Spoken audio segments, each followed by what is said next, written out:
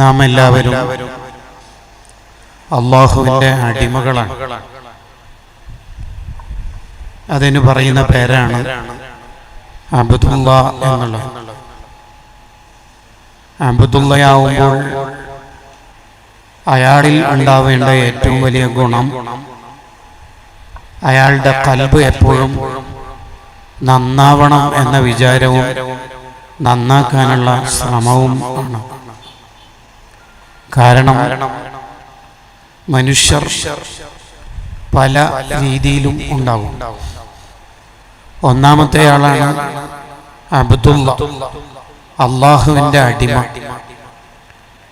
അവൻ്റെ ജീവിതവും അവൻ്റെ മരണവും അവൻ്റെ എല്ലാം അള്ളാഹുവിന് വേണ്ടിയാണ്.